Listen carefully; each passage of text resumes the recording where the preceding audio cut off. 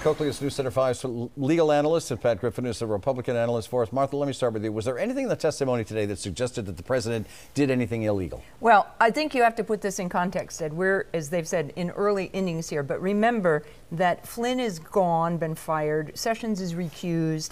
Comey is fired. And if the president wanted to change the direction of this investigation, he's accomplished the opposite. So now he's got Bob Mueller in charge.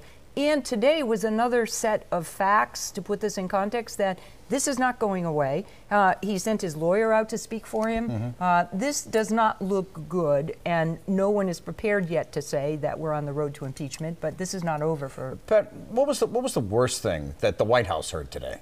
I think the idea that the former director basically called the president a liar. Not once. More than once. Not twice. Yeah. Many times during the testimony today. He either said directly, these are lies, or he implied that he was made to feel uncomfortable. So this was a peering into the sort of the Donald Trump sort of behind the scenes. There are some lines, lift the cloud, maybe we can let this go, awful good guy, These are sort of Don Corleone lines, Ed. These are not things the President of the United States should be saying to the FBI director. What was the best thing that the White House heard? Well, I think the best thing was a little of the patina came off of the Eagle Scout of Jim Comey, who has got an impeccable reputation in Washington. But I think it was troubling to hear this bit about, with all the leaking going on in Washington, Comey talking about at least his attempt to get the story out and to get a special prosecutor involved by leaking stuff to his friend. I'm not sure that that's a very good thing. Last thing, 9 phone calls and meetings James Comey had with the president.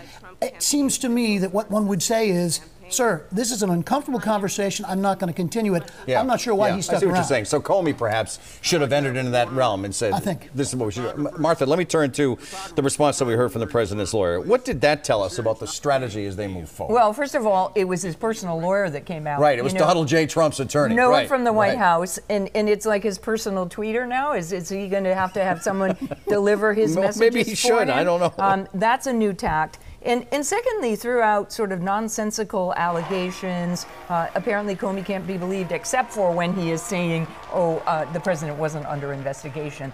He's boxing himself in now. He is limiting how he can address this. And these are important issues about who's telling the truth on this. Are there tapes? Patrick, Lordy, let's hope there are tapes, right? Exactly. Patrick, let's talk about party lines right now. How did the GOP senators do? And if you'd like to include John McCain, you may. Well, I think John McCain's been very clear. The language he used is a new shoe drops every day on this thing, which is what happens with special prosecutors.